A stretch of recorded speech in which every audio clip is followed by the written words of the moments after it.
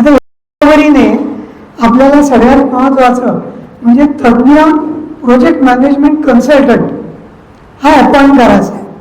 आज दुर्दैवाने काय झालं आहे, अनेक लोक जे आर्किटेक्ट किंवा इंजिनियर नाही आहेत ते सुद्धा अर्ध्या नॉलेजवरती PMC म्हणून काम करायला लागले आणि ते कमी फी कोट करतात.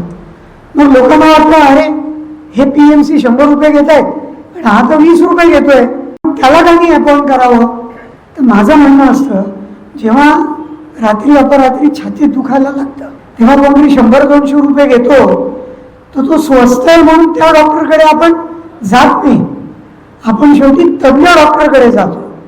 त्यामुळे कोण किती फी घेतलं याच्यापेक्षा तो अनुभवी किती आहे, त्यांनी आजवर केलेली कामं कशी आहेत, त्याच्या क्लायंटना जाऊन तुम्ही विचारलं पाहिजे की बाबा हे गोडबोले साहेब फक्त गोड बोलतात का खरंच चांगलं काम करून देतात, मार्गदर्शन नीट देतात की नाही, हे विचारण्याची तुमची जबाबदारी आहे. कारण मार्केटमध्ये स्वस्त गोष्टही मिळते. ते म्हणतात ना, चले तो रात तक नाही तो चांद तक, तसं नाही व्हायला पाहिजे. आपल्याला विश्वासू PMC नेमला पाहिजे. त्यामुळे आज मार्केटमध्ये जे विश्वासू आहेत त्यांची माहिती काढून मगच PMCची नेमणूक तुम्हाला करायला पाहिजे.